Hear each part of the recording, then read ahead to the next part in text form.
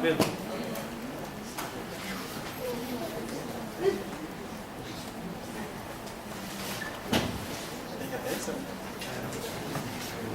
Chega com muita facilidade.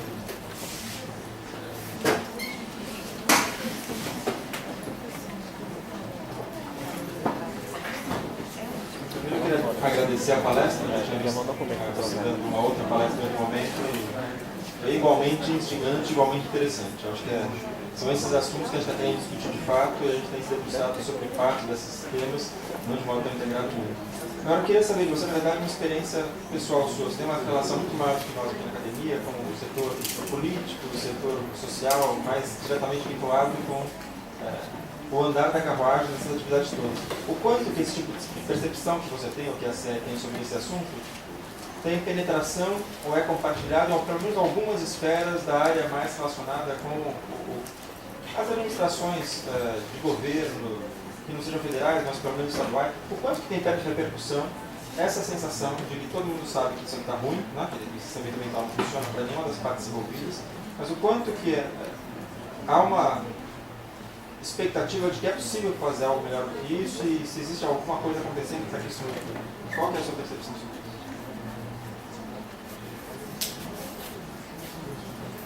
Pedro, a minha percepção é a seguinte: eu acho que está começando um processo de fervura em torno desse tema.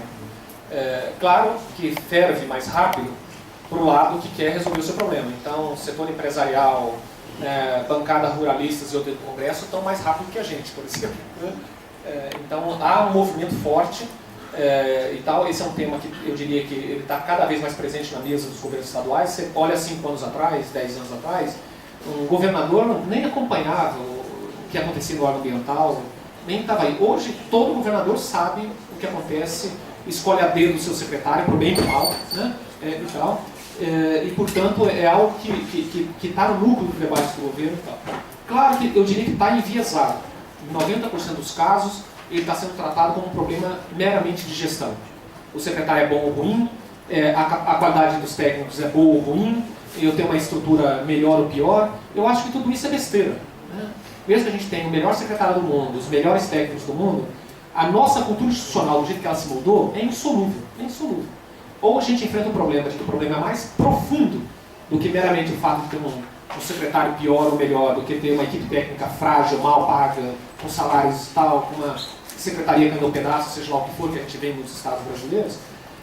Mesmo que você reestruture o prédio, melhore o salário e tal, não vai resolver o problema. Tem um problema de mais profundidade. Onde que eu vejo uns sinais bons disso, né? Primeiro é o seguinte: o Tribunal de Contas, esse seria um material interessante de quem gostar do tema recuperar. O Tribunal de Contas fez há 1 ano e meio, 2 anos atrás, uma avaliação qualitativa no IBAMA. Porque o Tribunal de Contas, além de ir para os órgãos e ver se eles estão gastando bem o dinheiro, pegar a nota fiscal, como que gastou e tal, ele também faz o que eles chamam de avaliação qualitativa. Eles vão para o órgão e questionam o órgão público se ele está ou não cumprindo o papel dele e gastando bem o dinheiro do cidadão para a finalidade. Então ele não quer saber se a diária, né, ou a passagem foi cara ou barata, mas ele quer saber assim, se você usou essa diária e tal para cumprir a finalidade, a tua finalidade está sendo cumprida. Então o Tribunal de Contas foi para dentro do IBAMA e fez uma avaliação do sistema de licenciamento ambiental do IBAMA. Gerou um relatório de 80 páginas. Casualmente, né, para vocês aqui, o relator desse processo é o ministro baiano, Haroldo Cedras, e fez um relatório duro, que para um bom entendedor, para quem conhece o licenciamento ambiental, basicamente diz no relatório o seguinte: esse papo de análise ambiental integrada de impactos é piada. Isso não existe. Entendeu? O que tem é um rito burocrático para sair uma licença emitida no final. Há pouca gestão de informação qualificada, os EIA e as RIMAs são tratados de forma absolutamente fragmentada, 70% dos processos não teve nenhum único técnico que leu o EIA RIMA inteiro, né? Cada um leu o seu pedacinho, o ornitólogo lê lá o capítulozinho de pássaro, o outro leu o pedacinho não sei o quê, aquele papo de visão integrada, de análise de matriz de impacto e tal, isso é para a figuração. E assim, um conjunto de... Eu estou aqui fazendo uma caricatura, obviamente, né, mas leiam um relatório e tenham uma crítica boa. Ou seja, para o Tribunal de Contas ter se debruçado é um bom sinal, né? Entre as ONGs, por exemplo, eu diria o seguinte: a maior parte das ONGs estão muito insatisfeitas com o processo, mas ainda está na esfera da política. Eu estou lutando contra a empresa X, eu estou lutando e batendo contra o empreendimento Y, eu estou questionando o governador, o prefeito ou o secretário X, mas eu ainda não sou capaz de entender, entendeu? É só problema do prefeito, do governador, do secretário, da empresa? Ou é um problema um pouco mais a fundo? Eu diria que tem algumas poucas organizações que estão com a CI, que a gente está tentando se debruçar e falar assim, olha, não adianta eu ter um bom secretário ruim, que há problemas de mais profundidade que tem que ser resolvido. Né? E na academia, né, a gente tem tido contato com a academia, infelizmente, a forma de produzir conhecimento na academia é muito fragmentada, né? É muito departamentalizada. E você tem poucas, como vocês têm aqui, né, e tal, cursos de gestão ambiental e tal, que tentam enfrentar o debate da gestão. Então, mesmo quando você fala, não, tem um mestrado em gestão ambiental, você vai lá mentorear as dissertações da tese e tal, é tudo coisinha pontual, fragmentada. Aí você tem desde da conservação do negocinho completamente pequenininho, uma coisa ambiciosa, lá você não tem nada integrado. Então, é o que eu fiquei extremamente satisfeito com o esforço de vocês aqui, porque vocês têm tentado fazer um esforço, primeiro, de dialogar entre o órgão ambiental e a academia, e de tentar fazer coisas integradas. Eu acho que tem pouca gente fazendo isso na academia brasileira. Eu acho que a gente tem que empurrar para que isso seja feito mais. Né? Eu conheço poucos núcleos ou poucos pesquisadores que estão começando a se debruçar mais fortemente sobre isso. Porque cada um tem o seu nicho de interesse. Né? E às vezes o seu nicho de interesse é sempre muito circunscrito a um tema ou outro. E o desafio de enfrentar o debate ambiental é que para o órgão ambiental, essa foi a minha surpresa, porque eu era professor universitário na Universidade Federal do Mato Grosso do Sul, e por uma conjuntura política, em um mês eu tive que decidir em sair da universidade e ir para o governo. Um mês depois tinha televisão lá questionando a gente, começo de governo e tal. O que eu entendia disso, o que eu entendia daquilo, eu não entendia absolutamente nada daquilo, porque meu negócio era planejamento urbano, eu entendia, claro, achava que eu entendia muito do meio ambiente, mas era um meio ambientezinho desse tamanhinho, que era o quanto que a altura do meu fio intervém na vida do cidadão, tá? Tô brincando aqui, mas é assim, é aquele probleminha urbano, né, do parquezinho, do metro quadrado de verde por cidadão, saneamento e tal. Quando você olha do ponto de vista do órgão ambiental, isso é vírgula, né? Quer dizer, o desafio é muito mais bruto, muito mais integrado, muito mais amplificado, e portanto produzir ciência para esse tipo de desafio é muito mais difícil. É muito mais difícil. Então eu diria assim que o germe ele está fermentando, mas a gente ainda tem um esforço brutal pela frente. Segunda questão. Eu gostei do germe. Cláudio Mascarenhas, eu sou diretor do germe e sou articulador do COESA,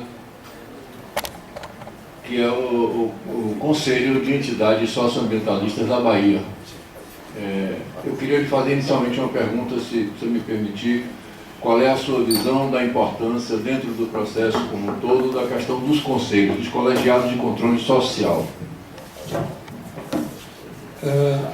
Esse é um tema que eu particularmente tenho me envolvido muito nos últimos anos. Eu acho o seguinte, esse tema está mal resolvido no Brasil, porque a gente tem diferentes experiências. Se a gente for olhar na esfera federal, o IBAMA, o CONAMA, cumpriu um papel absolutamente estratégico nos últimos 15 anos, e hoje o IBAMA, o CONAMA, está totalmente esvaziado, deliberadamente. Né? Então tem havido um esforço nos últimos meses e anos de esvaziar o CONAMA. Né? Então, o que o CONAMA foi na década de 80, na década de 90, lá e tal, nem de longe o CONAMA é hoje.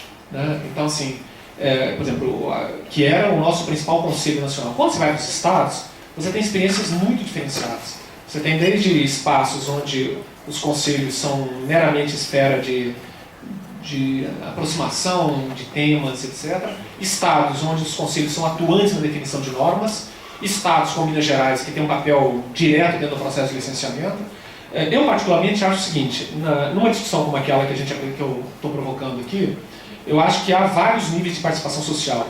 Né? O principal nível de participação social é a entrega final à sociedade. A sociedade tem que ter acesso à informação, qualquer cidadão, sem passar por nenhum filtro. Né? Eu, como cidadão, mereceria poder abrir uma página, poder receber um relatório no final do ano e saber a qualidade ambiental dos principais indicadores de controle da Bahia estão sendo atendidos daquela forma, e o esforço da sociedade, das empresas, do governo, está sendo dirigido para fazer isso. Isso não existe, portanto, esse deveria ser o principal instrumento de controle ambiental. O papel do Conselho, num cenário desse, eu acho que ele deveria ser um espaço que deveria estar entre a sociedade e um processo mais participativo de pactuação, que podia ser as conferências estaduais ou nacionais. Eu imagino que para pactuar grandes metas de qualidade, ambiciosos processos de proteção, deveria ter uma espécie de uma conferência. Eu participei de um processo na Itália, na região da Toscana, que eu fiquei surpreendido. A gente tinha uma cooperação no Pará, eu vou tentar ser curto, Thiago, mas já tem o outro. Tá? Eu participei de um processo muito interessante lá, que a Toscana definiu 25 metas, que tinha a ver com eficiência energética, a ver com isso e tal, muito preciso. Então a gente quer aumentar em X% o uso de trens rápidos para reduzir X milhões de transporte individualizado e tal. E quem estava na mesa negociando numa plenária com 400 pessoas, delegados, era o governador da região. Estava lá o governador sentado na mesa, tal, não sei o quê, pactuando com aqueles delegados e tal, quantos por cento daquilo e tal. Definiu a meta, em tese o governo ia redirigir seus esforços para cumprir aquela meta. Então, uma coisa como essa deveria existir. Eu acho que a gente fez um ensaio das conferências, muito mal conduzido nessas últimas versões. Tal. Na primeira, ela foi, as primeiras, foi muito um impulso de participação, também com poucos resultados efetivos, mas talvez pudesse ser as conferências espaços de pactuação de grandes metas de quadro ambiental. E os conselhos deveriam ser o espaço intermediário entre a meta pactuada e a ferramenta a ser operada. E a ferramenta a ser operada, os conselhos deveriam estar atualizando muito fortemente do processo de normatização. Então, definir as regras, os parâmetros, os padrões, fiscalizar a aplicação disso deveria ser o papel do Conselho. Eu sei que houve uma polêmica aqui na Bahia, e minha posição, para não fugir do tema, eu acho que o Conselho não deve participar da decisão do licenciamento, que é um tema que pegou aqui e tal. Por quê? Porque a decisão, se emite ou não emite a licença, não pode estar sendo politizada em 10 votos para lá, 15 votos para cá. Ela tem que ser decidida pelo órgão ambiental, e quem decidiu tem que correr o risco e o ônus da decisão.